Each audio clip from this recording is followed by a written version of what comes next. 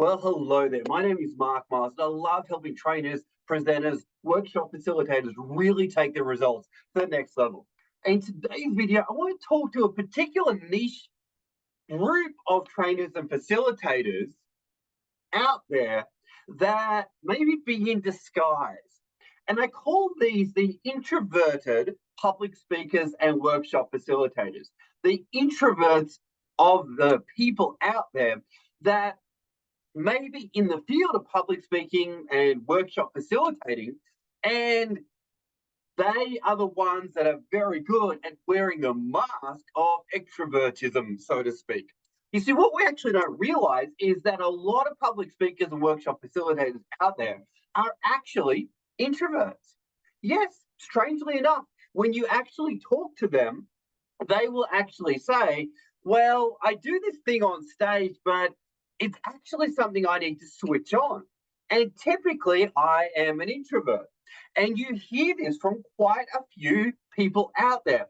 Now, yes, you will find that there's a lot of extroverts that do public speaking and trainers out there, but you will also find a segment of the population of trainers that are actually introverted.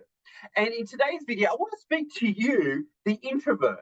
I want to speak to you, the person that you're able to turn it on, but at the end of the day, you're the kind of person that actually feels a little bit drained. That actually feels like public speaking or workshop facilitating, although you love it, it actually drains you.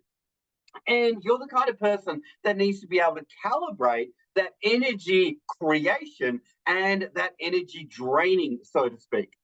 And yes, I will speak to the fact that myself, I am more so an introvert. And whenever I go out on stage, I need to turn it on, so to speak.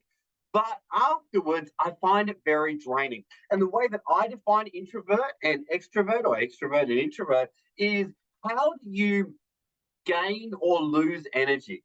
So we won't go too technical, so to speak, but an extrovert is somebody that finds that being around social interactions or being in social interactions really gives them lots and lots and lots of expanded energy, so to speak.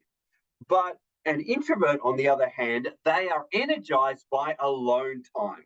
They're energized by time by themselves. So in today's video, I want to give you some tips to survive if you are an introvert by nature, but you actually find yourself, for whatever reason it may be, because you love doing it or because you have a mission that you're trying to achieve and change that you're trying to create in your industry, you find yourself in the world of public speaking and workshop facilitating. So let's go into some tips that you can use as an introverted public speaker. So the first one, I highly recommend that you have a list of questions that you actually ask your participants when they come into your room as social chit chat. Because what we actually find, or I've found as an introvert, is that social chit chat at the beginning of the workshop can actually be a little draining. And it can actually be a little bit unpredictable. And it can go off in many different directions that you may not be prepared for, so to speak. So I've got a list of social chit chat questions. And one of the questions I love to ask is, did you have far to come? Did you have far to come to get here? Because it's a very generic question. And it allows people to then open up and go, oh, yeah, it took me 3 hours in the traffic, or it took me 20 minutes, or I just live around the corner. But it's a great opening question. Did you have far to come? All right. It's one of my favorites to ask because it then can allow them to talk about themselves, and it means that you don't need to lose or drain too much energy before your workshop, right? So create a list of social chit chat questions that you are comfortable asking your participants that are not too draining for yourself, all right? Because the more that you feel that you're explaining and exposing and talking about yourself, that's where your energy levels will often drop and you'll have less to give when you're actually on stage and presenting, okay? So create that list of 3 or 4 questions that work for you, okay?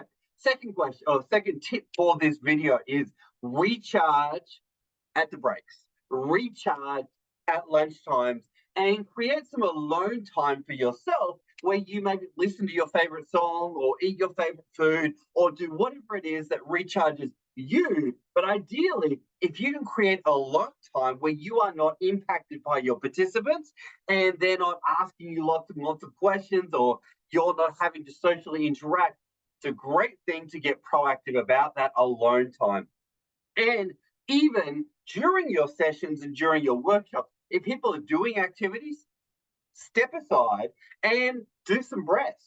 Do some alone time where you say some affirmations or some words to yourself and recharge yourself because your needs are also important.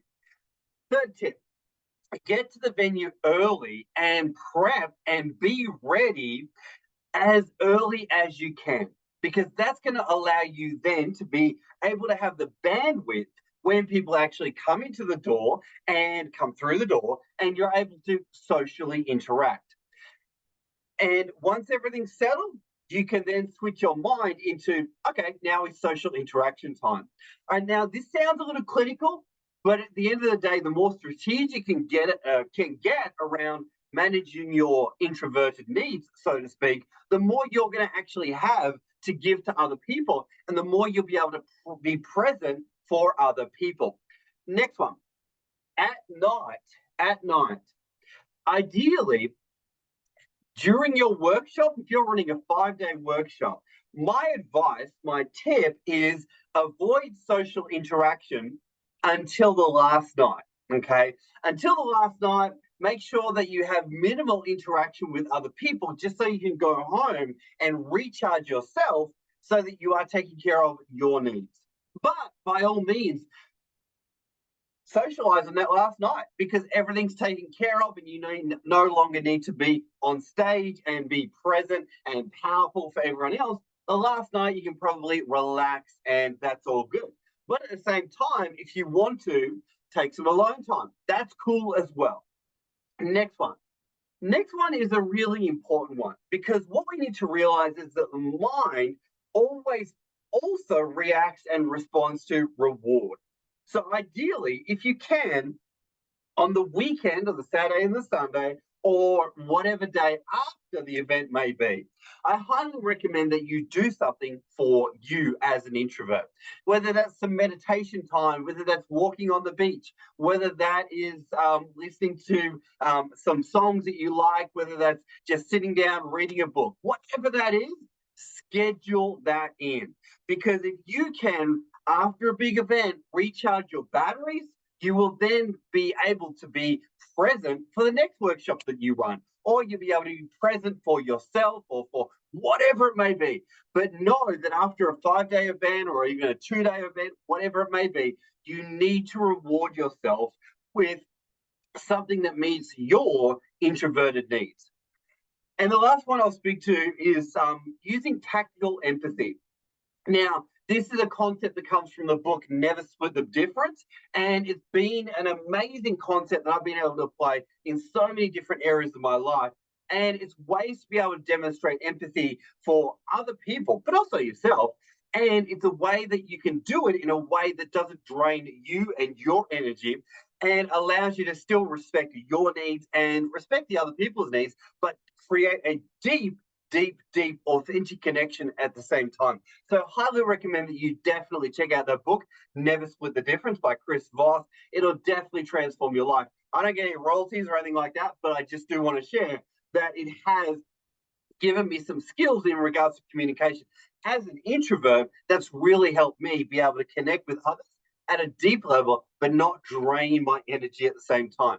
So if you are an introvert, highly recommend that you check out some of these tips, try implementing them, and see the kind of results that you get. But definitely want to encourage people to have that list of social interaction chit chat questions and have that time set aside just for you and be strategic in creating that time just for you as an introvert, whether that's during your workshops, after your workshops, and be vigilant on how much energy you're putting out and how much your energy is being drained or increased, and being consciously aware around that. All right.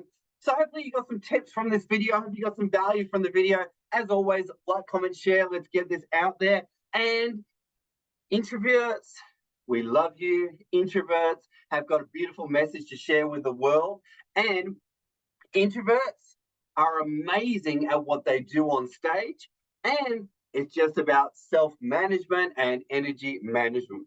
Extroverts are amazing at what they do, and they're fantastic as well. Both are perfectly beautiful, both perfect, amazing at what they do, but they just manage their energy differently. On that note, thanks for watching, team, and we'll see you on the next one. Bye for now.